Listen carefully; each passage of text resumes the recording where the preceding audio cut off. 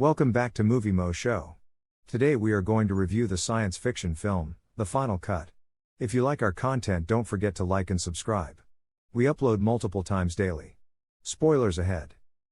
The cutters who transform the compiled recollections of the recently deceased into feature-length memorials that are viewed by loved ones during funerals are briefly introduced. Their code bans them from selling memories, having the necessary implant, or combining video from implants. Casey Dubois plays young Alan Hickman in the first scene of the movie. He meets Louis, Liam Ranger, another youngster, while traveling with his parents through a city, and the two become friends through play. Hickman grudgingly enlists Louis' assistance as they investigate an abandoned factory, and Hickman walks across a wooden plank that is suspended quite far in the air.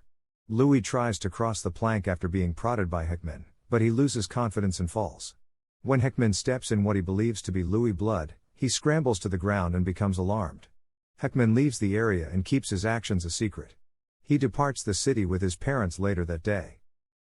Years later, Hickman, Robin Williams, is an accomplished cutter who specializes in turning the recollections of problematic figures into hagiographies. At a funeral, when former cutter Fletcher, Jim Caviezel, confronts him, Hickman claims to be a sin-eater who provides redemption to the immoral. For the memories of his most recent customer, wealthy businessman Charles Bannister, Michael St. John Smith, Fletcher offers him $500,000, however, Hickman declines. Fletcher requests the memory tapes at a subsequent meeting so that he can use Bannister, whom he believes to be a pedophile, as a scandal to bring down the implant producer I-Tech. Once more refusing, Hickman then uses his memory tape expertise to blackmail a shady criminal into giving him a gun out of fear for his safety. Hickman comes across a scene that suggests Bannister was abusing his daughter Isabel, Genevieve Buechner, while he goes through Bannister's recollections. Hickman silently deletes it and continues. He eventually encounters someone who, in his opinion, must be Louis, a childhood friend. He arranges a meeting with Bannister's family to learn more because he is eager to learn more. Jennifer Bannister, Stephanie Romanov, is dismissive when Isabel tells that the man was a teacher by the name of Louis Hunt who had recently passed away in a vehicle accident. Hickman plans a break-in at I-Tech in the hopes that Hunt had an implant, but they have no record of Hunt.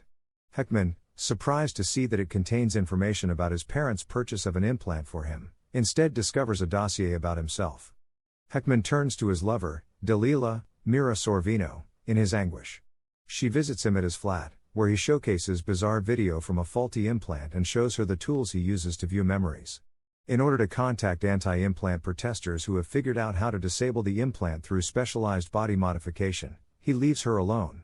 He thinks Fletcher has broken into his apartment when he gets back, but Dalila confronts him after discovering memory tapes that show their previous relationship.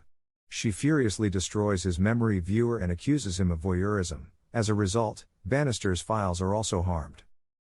Finally, Fletcher and his companion enter, but they discover nothing.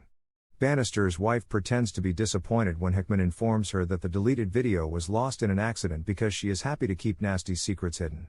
Hickman begs his co-workers to perform the possibly fatal task of recovering live video from his own implant. They concur, but warn him that he must never again cut memories because it is against the cutter's code for a cutter to have an implant. The memories that followed reveal that Hickman made an effort to stop Louis from walking on the red paint, not blood, rather than the plank. Relieved, Hickman visits Hunt's grave, but Fletcher, who has learned of Hickman's implant, confronts him once more.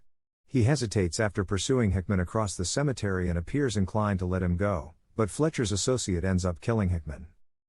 In the final scene, Fletcher offers to use Hickman's memories for the greater good while loading them into a viewer. He sees Hickman seeing himself in a mirror as he searches through Hickman's memories for proof of Bannister's culpability, and the memory implant remains on the scene even after Hickman has left. Thank you for watching and don't forget to like and subscribe.